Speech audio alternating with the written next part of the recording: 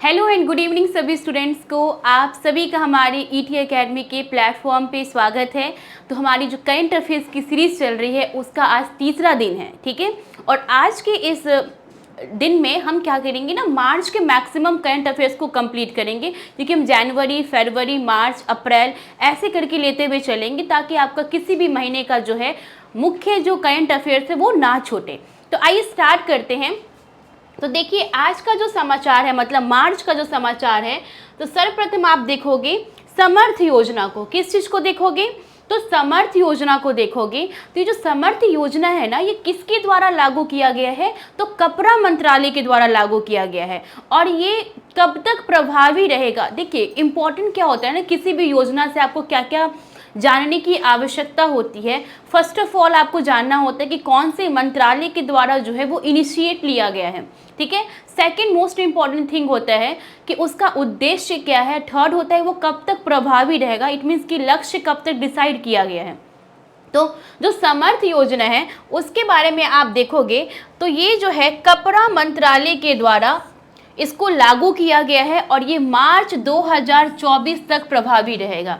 कब तक प्रभावी रहेगा? तो मार्च 2024 तक प्रभावी रहेगा। इसका अर्थ क्या है? ये जो समर्थ योजना है इसका अर्थ क्या है? तो आप जान पाओगे इसे पढ़ के कि कपड़ा क्षेत्र में क्षमता निर्माण के लिए योजना है, ठीक है, कि कपड़ा क्षेत्र में किस तरीके से निर्माण को बढ़ावा दिया जाए, ठीक है, उसकी क्षमता को बढ़ाया जाए। तो इसके लिए एक जो है ना प्लानिंग की गई है और उस प्लानिंग को इम्प्लीमेंट किया गया है। आइए सेकंड हम देखेंगे हर घर हर भुगतान डिजिटल मिशन। क्या है? हर भुगतान डिजिटल मिशन है। इसको देखोगे आप तो आरबीआई के जो गवर्नर है उन्होंने डिजिटल भुगतान जागरूकता लाने के लिए, मतलब जो लोग इससे वंचित रह गए हैं, डिजिटल रूप से जागरूक नहीं हो पाए हैं, उनको जागरूक करने के लिए हर भुगतान डिजिटल मिशन की शुरुआत की गई है। किसके द्वारा? तो आरबीआई के गवर्नर के द्वारा। आप देखते हो ना कि पूर्ण रूप से जागरूक नहीं होने के कारण बहुत सारे स्कैम में फंस जाते हो आप लोग, ठीक है। आप लोग नहीं, बहुत सारे लोग फंस जाते हैं स्कैम में। तो उससे क्या होता है कि इतनी मेहनत से कमाते हैं वो और एक झटके में वो उड़ जाता है, ठीक है। तो इसलिए जागरूक करने के लिए आरबीआई के गवर्नर ने क्या किया है, तो उन्होंने हर भुगतान डिजिटल मिशन को लेके आए हैं। और ये कब तक चलेगा ये मिशन? तो 2025 तक चलेगा। कब तक चलेगा? तो 2025 तक की अवधि तक जो है हर भुगतान डिजिटल मिशन जो है वो चलेगा। अब आगे है विश्व उपभोक्ता अधिकार दिवस 2023। ये हर एक वर्ष 15 मार्च को सेलिब्रेट किया जाता है। क्या? तो विश्व उपभोक्ता अधिकार दिवस, नाम से स्पष्ट हो रहा है। उपभोक्ता मीन्स क्या? कंज्यूमर, ठीक है। तो कंज्यूमर का जो अधिकार होता है उसके लिए भी डे सेलिब्रेट किया जाता है। ये कब सेलिब्रेट किया जाता है? तो 15 मार्च को सेलिब्रेट किया जाता है। इसका उद्देश्य क्या है? अब किसी भी दिवस को आप सेलिब्रेट कर रहे हो तो उसका कुछ ना कुछ तो उद्देश्य होता है ना। तो इसका उद्देश्य है कि उपभोक्ता अधिकारों के बारे में वैश्विक जागरूकता बढ़ाना और उपभोक्ता संरक्षण को बढ़ावा देना, ठीक है। जनरली अवेयरनेस क्रिएट करने के लिए इस दिन को सेलिब्रेट किया जाता है। अब हम देख लेते हैं कि इसकी थीम क्या थी इस बार की। तो थीम को आप देखोगे तो थीम है इसका कि स्वच्छ ऊर्जा परिवर्तन के माध्यम से उपभोक्ता को सशक्त बनाना, ठीक है। क्या करना? कि स्वच्छ ऊर्जा परिवर्तन के माध्यम से जो उपभोक्ता है उनको एम्पावर करना, ठीक है। ये इस बार का जो 15 मार्च को सेलिब्रेट किया गया है विश्व उपभोक्ता अधिकार दिवस, उसकी थीम रखी गई है। चलिए ये तो हमारा था। अब हम देखेंगे जो हमारे टॉप 20 टॉपिक, जो कि आप थंबनेल में देखते होंगे कि आगामी 50 दिन में आपके 1000 टॉपिक्स कंप्लीट होंगे। आप देखो, अगर आप ध्यान दोगे तो ये 20 टॉपिक आपका 1000 टॉपिक तो कंप्लीट करेगा ही, लेकिन जो मैं आपको सब टॉपिक करवाती हूँ, छोटे छोटे टॉपिक करवाती हूँ, वो आपका एक्स्ट्रा है, ठीक है। तो आप समझो आपके इस आधे घंटे में आप कितना ज़्यादा बेनिफिट लेके जा रहे हो। तो ये आपका आधा घंटा वेस्ट नहीं हो रहा है। अब देखिए 17वां प्रवासी भारतीय दिवस सेलिब्रेट किया गया है। ये बहुत ही वीवीआई है, इस बार इससे प्रश्न रह सकते हैं, ठीक है, बहुत ज़्यादा चांसेस है। अब आप सोचोगे मैम क्यों चांसेस है, कैसे आप बोल सकती हैं ये, तो आप देखो ये 2-2 वर्ष पे सेलिब्रेट किया जा रहा है, ठीक है। लास्ट टाइम ये 2021 में सेलिब्रेट किया गया था, इसलिए 2022 और 23 में जो एग्जामिनेशन हुआ था उसमें क्वेश्चन नहीं पूछा गया था, ठीक है। लेकिन ये 2023 में 2 साल के बाद आयोजित हो रहा है तो इम्पॉर्टेंट तो होगा ही। तो आप देखिए कि ये संपन्न कहाँ हुआ है, तो इंदौर में हुआ है। कब हुआ था, तो 8 से 10 जनवरी के बीच जो है 17वां प्रवासी भारतीय दिवस मनाया गया। मतलब इस बार जो 17वां प्रवासी भारतीय दिवस मनाया गया वो कहाँ मनाया गया है, तो इंदौर में मनाया गया है। और यहाँ पे देखिए इसका आयोजन जो है अब 2-2 वर्ष के अंतराल पे होता है, ठीक है। इसकी थीम क्या है, देखिए थीम कितनी ज़्यादा अच्छी रखी गई है, कितना अट्रैक्टिव थीम है। इसका थीम है कि डायस्पोरा अमृतकाल में भारत की प्रगति के लिए विश्वसनीय भागीदार। याद रखना है एकदम, थीम क्या है इस बार की प्रवासी दिवस की, तो थीम है कि डायस्पोरा जो है वो अमृतकाल में भारत की प्रगति के लिए विश्वसनीय भागीदार। और इस बार मुख्य अतिथि कौन थे प्रवासी दिवस में, तो गुयाना के राष्ट्रपति डॉक्टर मोहम्मद इरफान अली, ठीक है। कौन थे इस बार के मुख्य अतिथि प्रवासी दिवस में, तो गुयाना के जो राष्ट्रपति हैं जिनका नाम क्या है, तो डॉक्टर मोहम्मद इरफान अली, उनको इस बार मुख्य अतिथि के रूप में जो है आमंत्रित किया गया था। अब आगे देखिए कि 1961 के बाद पहली बार चीन की जनसंख्या में गिरावट आई है, ठीक है। आप देखो अभी तक हम पढ़ते थे ना ज्योग्राफी, जब भी पढ़ते थे कि वर्ल्ड की में सबसे ज़्यादा पॉपुलेशन कहाँ पे है, तो चाइना में है। लेकिन चाइना को हमारे इंडिया ने मात दे दिया है और ये जो है फर्स्ट रैंक पे आ गया है जनसंख्या के मामले में हमारा भारत। तो 1961 के बाद आप देखोगे तो 2022 में क्या हुआ, जब पता किया गया तो पता चला कि इनकी जनसंख्या कम हो गई है, ठीक है। पहली बार गिरावट दर्ज की गई है। तो क्यों गिरावट दर्ज की गई है, तो ना आप देखोगे इसके कारण को तो पाओगे ना कि यहाँ पे जो जन्म दर है वो कम हो गया है। अब भाई जन्म दर ही कम हो जाएगा तो जनसंख्या कैसे बढ़ेगी, ठीक है। तो इसलिए 1961 के बाद पहली बार चीन में जो है पॉपुलेशन में गिरावट आई है। तो इस पॉइंट को याद रखिएगा। अब न्यूजीलैंड के प्रधानमंत्री कौन बने हैं, नए प्रधानमंत्री, तो क्रिस हिपकिंस बने हैं। कौन बने हैं, तो क्रिस हिपकिंस जो है वो न्यूजीलैंड के प्राइम मिनिस्टर बने हैं, ठीक है। इनसे पहले जो फीमेल प्राइम मिनिस्टर थी उन्होंने अचानक से इस्तीफा दे दिया और उन्होंने कहा कि हम जो है ना कि अब हम कैपेबल नहीं है इलेक्शन लड़ने में वापस से। उन्होंने रीज़न इसका पूरा अच्छे से नहीं बताया खुल के, बट उन्होंने इतना कहा कि मुझे अपनी बेटी का टेक केयर करना है, इस वजह से जो है अब हम इलेक्शन नहीं लड़ सकते हैं। इसलिए उनका कार्यकाल पूरा होने से पहले उन्होंने रिज़ाइन दे दिया। और फिर वहाँ पे कौन बने प्राइम मिनिस्टर, तो वहाँ पे बने आपके क्रिस हिपकिंस बने। चलिए अब हम देखेंगे निर्वाचन आयुक्त की नियुक्ति पर उच्चतम न्यायालय का निर्णय। अब इसमें क्या है, ठीक है, आपको पीडीएफ मिल जाएगा, डोंट वरी, ठीक है। ऐसे घबराना नहीं है कि 2 दिन का हो गया पीडीएफ नहीं मिला है, वो एक साथ ही पीडीएफ आपका डाल दिया जाएगा, या तो आज डाल दिया जाए या फिर कल डाल दिया जाए। तो देखिए इसमें क्या है कि ना पहले क्या होता था ना कि चुनाव आयुक्तों की जो नियुक्ति होती थी, या मुख्य चुनाव आयुक्त हो या फिर अन्य चुनाव आयुक्त हो, अगर उनकी नियुक्ति होती थी तो पहले प्रोविज़न था कि जो कैबिनेट मिनिस्टर है, मंत्री परिषद है, उनकी सलाह से राष्ट्रपति करते थे। तो आप खुद सोचिए यहाँ पे ट्रांसपेरेंसी दिख रही है, क्योंकि मंत्री परिषद के सलाह से अगर मान लीजिए राष्ट्रपति कर रहे चुनाव आयोग के अध्यक्ष की नियुक्ति, तो वो ट्रांसपेरेंसी का थोड़ा सा क्या था, यहाँ पे अभाव देखने को मिलता था। इसलिए सुप्रीम कोर्ट की 5 सदस्यीय कमेटी के द्वारा ये डिसीजन लिया गया कि अब जो मुख्य चुनाव आयुक्तों की नियुक्ति होगी और अन्य चुनाव आयुक्त की जो नियुक्ति होगी वो 3 सदस्यीय कमेटी के द्वारा होगा। और इस 3 सदस्यीय कमेटी में कौन कौन शामिल होंगे, तो प्रधानमंत्री शामिल होंगे, चीफ जस्टिस ऑफ इंडिया शामिल होंगे, और कौन शामिल होगा, तो लोकसभा में जो विपक्ष के नेता हैं वो शामिल होंगे। प्लीज़ इस पॉइंट को याद रखिएगा, ठीक है। चलिए ये बातें इसमें ऐसी लिखी हुई हैं। अब देखिए हाथी संरक्षण नेटवर्क, ठीक है। असम सरकार जो है ना, उन्होंने क्या किया है, अपने राज्य में हाथी संरक्षण नेटवर्क को स्थापित किया है। ठीक है, अब आप सोचोगे ये नेटवर्क क्यों स्थापित किया गया है, तो इसके पीछे का रीज़न ये है ना कि ना क्या बोलते हैं, जागरूक करने के लिए, कैसे हाथी और मानव, जैसे होता है ना बहुत सारी दुर्घटना घट जाती हैं, एक दूसरे को नहीं समझ पाते, तो हाथी को भी लगता है कि वो मानव हम पे अटैक करने आ रहा है, तो अपने प्रोटेक्शन में क्या करता है, उसका जान ले लेता है। तो इसलिए हाथी संरक्षण नेटवर्क को जो है असम सरकार ने क्या किया है, तो स्थापित किया है। असम में मानव हाथी संघर्ष के मुद्दे से निपटने के लिए, जैसा कि मैंने आपको बताया कि मानव हाथी जो संघर्ष होते हैं, जो कॉन्फ्लिक्ट होते हैं, उससे निपटने के लिए क्या किया गया है, तो असम में हाथी संरक्षण नेटवर्क को स्थापित किया गया है।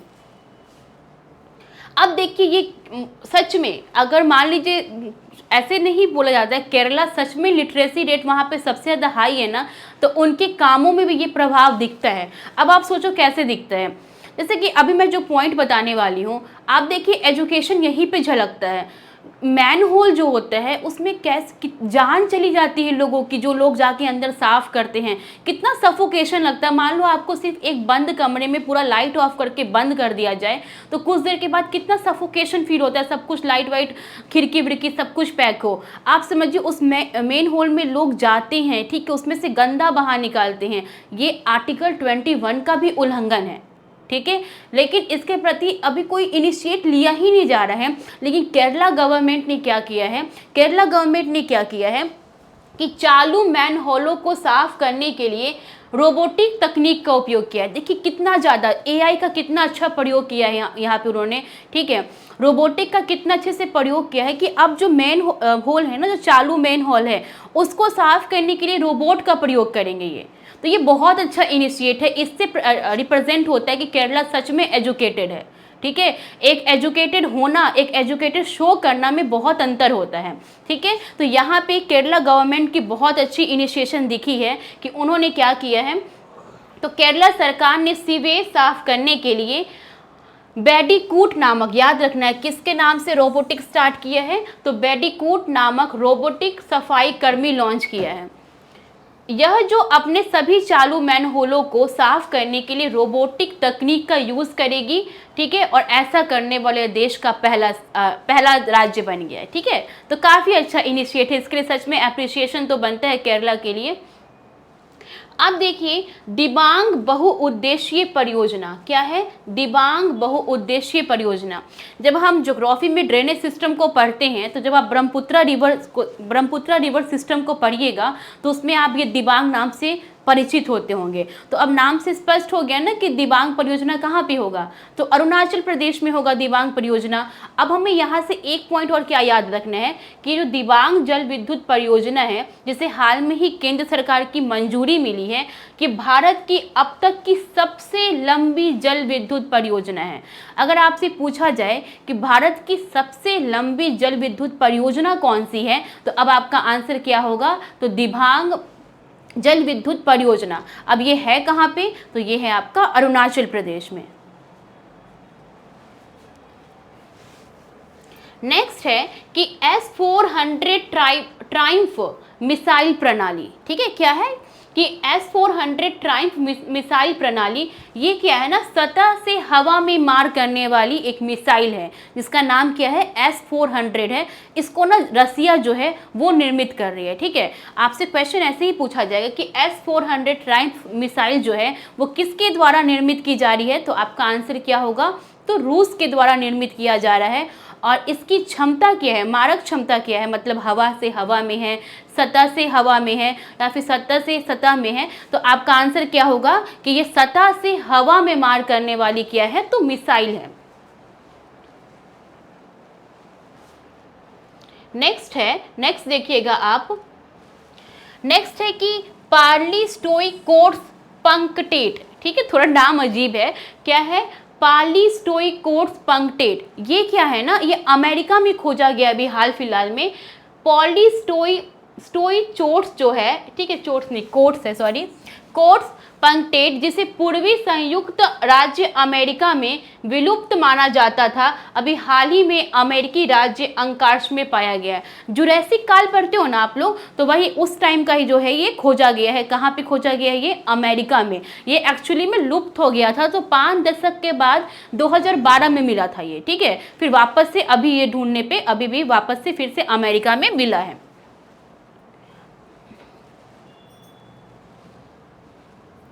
नेक्स्ट है कि नशा मुक्त भारत अभियान, ठीक है। क्या है? नशा मुक्त भारत अभियान। अब इसको किसने लॉन्च किया है? तो हमारे जो सामाजिक न्याय और अधिकारिता मंत्रालय हैं, उनके प्रमुख कार्यक्रम नशा मुक्त भारत अभियान का उद्देश्य है कि भारत में युवाओं के बीच ये जो मादक द्रव्य है उनके सेवन के बारे में जागरूकता बढ़ाना है, ठीक है। तो क्या है कि देखिए कितना ज़्यादा इनिशिएट ले रही है गवर्नमेंट, लेकिन हम लोग को भी तो साथ देना होगा ना उनका। कैसे? देखिए आप डब्बे पे देखते होगे तो डब्बे पे लिखा रहता है कि इसको पीने से कैंसर होगा, उसके बावजूद भी लोग एकदम प्राउडली पीते हैं, ठीक। कम से कम अपने सेहत का तो ख्याल रखिए। सरकार भी आपके लिए इनिशिएट ले रही है, आपको जागरूक कर रही है कि आप मत करो ऐसा, ठीक है। आपके लिए वो अभियान चला रही है, तो इस चीज़ को थोड़ा सोचना चाहिए, ठीक है, क्योंकि ये चीज़ आपके सेहत के लिए अच्छा नहीं है। तो इस चीज़ को अगर आप इग्नोर करोगे तो ही बढ़िया रहेगा, अदरवाइज़ ये आपको तो नुकसान करेगा। इसका परिणाम और किसको झेलना पड़ेगा? जो आपके साथ में रहते हैं। साथ में रहने का मतलब जो आपके परिवार है, जो आपको मानते हैं, उनको भी झेलना पड़ता है ना। इसलिए ये जो नशा है, जो मादक द्रव्य है, इनसे क्या रहें? तो दूर रहें। अब आगे देखिए, आगे है याओशांग महोत्सव। बहुत ये सब ना अभी एकदम रट लेना, क्योंकि ना एग्जाम के टाइम में कंफ्यूजन हो जाता है। क्या है याओशांग महोत्सव? ये क्या है ना, ये मणिपुर के प्रमुख त्योहारों में से एक है। कहाँ के? तो मणिपुर के प्रमुख त्योहारों में से एक है। और ये कब सेलिब्रेट किया जाता है वहाँ पे? तो फरवरी और मार्च के महीने में सेलिब्रेट किया जाता है। फरवरी से मार्च के महीने में 5 दिनों का ये फेस्टिवल होता है, ठीक है। कौन सा फेस्टिवल? याओशांग महोत्सव। और वहाँ पे ना फरवरी मार्च को क्या बोलते हैं? तो बोलते हैं लमडा माह। क्या बोलते हैं? लमडा माह में जो है वो ये फेस्टिवल को सेलिब्रेट किया जाता है। कहाँ पे? तो मणिपुर में। अब देखिए अवैध प्रवासन विधेयक, आपसे डायरेक्ट ऐसे क्वेश्चन पूछ लिया जाएगा कि अवैध प्रवासन विधेयक जो है अभी हाल ही में निम्न में से किस देश के द्वारा लाया गया है? तो क्या होगा आपका आंसर? तो ब्रिटेन के द्वारा लाया गया है। ब्रिटेन जो है वो अवैध प्रवासन विधेयक जो है अभी लेके आई हैं, जो वहाँ की पीएम ऋषि सुनक है ना, उनके द्वारा ये पेश किया गया है। उद्देश्य क्या है कि हजारों प्रवासी जो छोटी नावों पर अंग्रेजी चैनल पार करके आ रहे हैं उनको रोकना, ठीक है।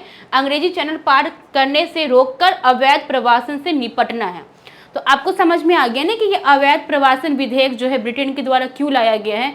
अब देखिए यहाँ पे आप लोग का होमवर्क क्या है, साथ में आप लोग इसको जरूर पूरा कीजिएगा।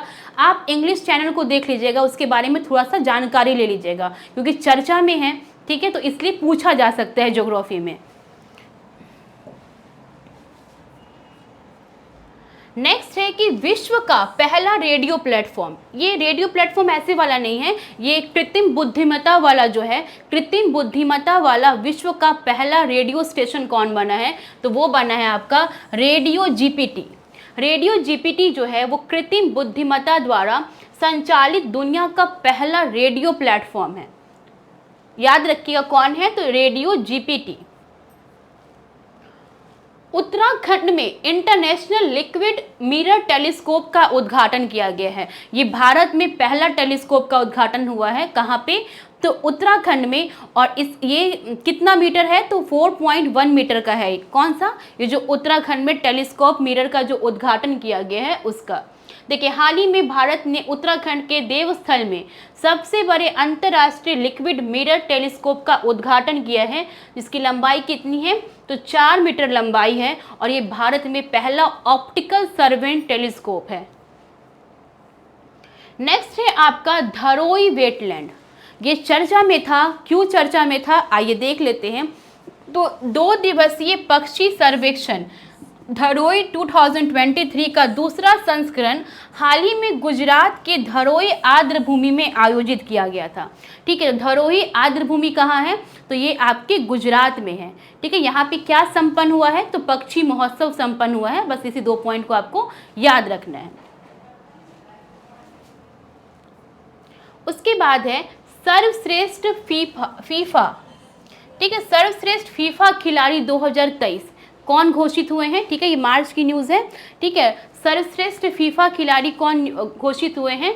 तो ये अर्जेंटीना के लियोनेल मेसी जो है, ठीक है, मेसी के नाम से सभी लोग परिचित होंगे, तो ये अर्जेंटीना के हैं। तो यही जो है फुटबॉल सर्वश्रेष्ठ फीफा फुटबॉल से क्या हुए हैं? तो सम्मानित हुए हैं। कौन? तो मेसी, जो कि कहाँ के हैं? तो अर्जेंटीना के हैं। पुरुष फुटबॉल में सर्वश्रेष्ठ खिलाड़ी नामित किया गया है किनको? तो लियोनेल मेसी को, जो कि अर्जेंटीना के हैं।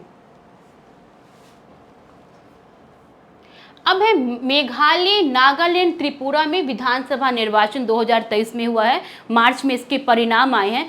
तो हमें क्या क्या देखना है यहाँ से? हमें देखना है कितनी सीट्स हैं यहाँ पे, कितने एससी के लिए, कितने एसटी के लिए हैं, और कौन जो है यहाँ पे सीएम बने हैं। ठीक है, और बस इतना ही देखना है हमें पॉइंट्स को। तो आइए देखते हैं। तो मेघालय का सर्वप्रथम देखोगे आप, तो यहाँ पे विधानसभा सीट्स जो है वो 60 हैं। ठीक है, जिसमें से एसटी के लिए 55 सीट्स रिजर्व है। But point to be noted, यहाँ पे एससी के लिए एक भी सीटें रिजर्व नहीं है। कहाँ पे? तो मेघालय में। और यहाँ पे जो सीएम बने हैं उनका नाम क्या है? तो कोनराड के संगमा। कौन बने हैं? कोनराड के संगमा जो है वो मेघालय के सीएम बनाए गए हैं। नागालैंड को देखिएगा तो यहाँ पे विधानसभा की सीट्स कितनी हैं? तो 60 है, जिसमें से 59 सीट्स जो है वो एसटी के लिए रिजर्व्ड है। ठीक है, यहाँ पे एससी का कोई कॉन्सेप्ट ही नहीं है। तो वहाँ पे जो एसटी हैं उनके लिए 59 सीट्स रिजर्व है। और यहाँ की सीएम कौन बने हैं? तो नेफ्यू रियो जो है वो यहाँ के सीएम बने हैं। और क्या देखोगे यहाँ पे, जो सबसे इम्पॉर्टेंट पॉइंट है यहाँ का वो देखिए, क्योंकि नागालैंड के इतिहास में पहली बार हुआ है कि पहली बार कोई महिला विधायक चुनी गई है वहाँ से। नागालैंड का जो इलेक्शन हुआ है इस बार का विधानसभा का, तो यहाँ से पहली बार जो है महिला विधायक चुनी गई है। उनका नाम क्या है? तो हेकानी जकालू। क्या नाम है उनका? तो हेकानी जकालू जो है उनका नाम है, जो पहली बार विधायक चुनी गई है नागालैंड की विधानसभा में। त्रिपुरा के बारे में देखिएगा, त्रिपुरा में भी कितनी सीट्स हैं? तो 60 सीट्स हैं। यहाँ पे एससी के लिए 10 हैं और एसटी के लिए 20 है। ठीक है, मतलब 30 सीटें रिजर्व है। 20 किसके लिए? तो एसटी के लिए, और 10 किसके लिए? तो एससी के लिए। और यहाँ के सीएम कौन बनाए गए हैं? तो मानिक शाह जो है, मानिक शाह, वो यहाँ के सीएम बनाए गए हैं। अब देखिए कुछ बिहार के करंट अफेयर्स को हम देखते हैं। तो फर्स्ट पॉइंट आप देखिए कि लक्ष्मी ने माउंट किलिमंजारो पर्वत पर क्या की है? तो तिरंगा फहराया है। ठीक है, किस पे? तो माउंट किलिमंजारो। ये कहाँ पे है? तो ये आपका साउथ अफ्रीका में है। कहाँ पे है? तो साउथ अफ्रीका में है। और ये दुनिया की चौथी सबसे बड़ी चोटी है। कौन सी? तो माउंट किलिमंजारो, जहाँ पे किसने तिरंगा फहराया है? तो बिहार की लक्ष्मी ने, जो कहाँ की है? तो सहरसा की है। तो फिर अगर मान लीजिए अगर आपसे पूछ लिया जाए, बताओ दुनिया की सबसे ऊंची चोटी कौन है? तो आपको पता होना चाहिए ना, सबको पता ही होगा कौन है? तो माउंट एवरेस्ट है। और किलिमंजारो की हाइट कितनी है? तो 19,341 फीट जो है इसकी ऊंचाई है। दूसरा आप देखोगे कि राष्ट्रीय सीबीआई अवार्ड, कौन सा अवार्ड? राष्ट्रीय सीबीआई अवार्ड जो है 2022 किसको दिया गया है? ठीक है तो 2022 लिखा अवार्ड में, लेकिन प्रदान कब किया गया है? तो मार्च 2023 में दिया गया है, 3 मार्च 2023 को। तो याद रखना है कि बिहार से ना 2 चीज़ों को जो है ये पुरस्कार मिला है। कौन सा? राष्ट्रीय सीबीआई अवार्ड। किसके द्वारा मिला है ये? तो जो केंद्रीय सिंचाई एवं विद्युत बोर्ड द्वारा ये दिया गया है। नई दिल्ली में इसका आयोजन हुआ था, वहीं पे जो है ये अवार्ड दिया गया। किसको किसको? तो हमारा जो गया जी डैम है ना, जो कि फल्गु नदी पे बना हुआ है, एक तो उनको मिला है, मतलब उस प्रोजेक्ट को मिला है।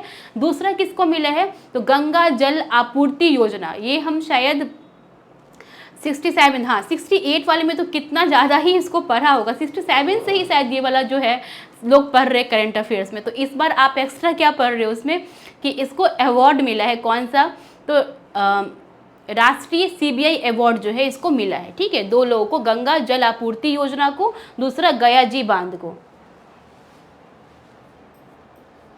तीसरा है कि जाति आधारित सर्वेक्षण। ठीक है, इसका जो है ना स्टार्टिंग कब किया गया, तो 7 जनवरी को इसको स्टार्ट किया गया। ठीक है, किसको, जाति आधारित सर्वेक्षण को। लेकिन ये 2 चरणों में पूरा होने वाला था। एक चरण जो था आपका वो था 7 जनवरी से लेके 21 जनवरी तक। ठीक है, एक चरण में पूरा होना था इसको। दूसरा चरण कब से लागू होता, तो 1 अप्रैल से लेके 30 अप्रैल तक। लेकिन आपने देखा होगा, आई थिंक 6 मई या 5 मई था, जिस टाइम पे हाईकोर्ट का डिसीजन आया था कि अभी जाति जनगणना को रोकना होगा। कौन सा, जाति का जनगणना जो हो रहा है उसको 3 जुलाई तक रोकने के लिए उन्होंने क्या किया था, अपने आदेश को जारी किया था। ठीक है, तो अभी ये फिलहाल रुका हुआ है, अब 3 जुलाई आता तो उसके बाद देखते क्या होता है। तो ये भी इम्पॉर्टेंट है। ठीक है, तो इसको याद रखिएगा कि 2 चरणों में ये पूरा होगा। पहला चरण कब से कब तक, 7 से 21 जनवरी तक, दूसरा 1 अप्रैल से 30 अप्रैल तक। नेक्स्ट है कि राजगीर और नालंदा को बेस्ट हेरिटेज सिटी अवार्ड दिया गया है। मतलब बिहार में जो है बेस्ट हेरिटेज सिटी जो है किन 2 जगहों को मिला है, तो एक आपका नालंदा है और दूसरा राजगीर है। इसको ऐसे याद रखेंगे ना, लोग घूमने कहाँ जाते हैं बिहार में, सबसे पहले प्रीफर कहाँ करते हैं जाने के लिए, या तो राजगीर या फिर नालंदा। बोध गया भी करते हैं, लेकिन आप नालंदा याद रखिएगा। नालंदा और राजगीर जो है उनको क्या मिला है, तो बेस्ट हेरिटेज सिटी का अवार्ड मिला है। अब है कि हमारा बिहार जो है वो कितने सालों का हो गया है, तो 111 सालों का हो गया है। ठीक है, इस बार जो है कब मनाते हैं बिहार दिवस, तो 22 मार्च को सेलिब्रेट करते हैं ना। तो 22 मार्च को इस बार बिहार कितने वर्ष का हो गया, तो 111 वर्ष का हो गया। और ये बिहार दिवस सेलिब्रेट करना कब से स्टार्ट किया गया था, तो 2010 से। ये सब क्वेश्चन बहुत पूछती है बीपीएससी, कब से स्टार्ट हुआ, पहली इलेक्शन कब हुई थी। ठीक है, महिलाओं को आरक्षण मिला तो कब से मिलना स्टार्ट हुआ, तो पहली चीज़ भी आपको हमेशा याद रखना है। तो बिहार दिवस कब से मनाना स्टार्ट किया गया, तो 2010 से मनाना स्टार्ट किया गया। और इस बार जो है बिहार दिवस की थीम क्या थी, तो क्या है, बिहार की प्रगति, क्या है, युवा शक्ति और बिहार की प्रगति। ठीक है, क्या है थीम इस बार की, युवा शक्ति और बिहार की प्रगति। तो आज के लिए इतना ही, फिर हम मिलेंगे। संडे आपकी छुट्टी रहेगी, संडे को वेट मत कीजिएगा करंट अफेयर्स की क्लास की। ठीक है, मंडे को वापस से आपको 10 बजे जो है क्लासेस मिल जाएगी। तब तक के लिए सभी को bye, good night, thank you.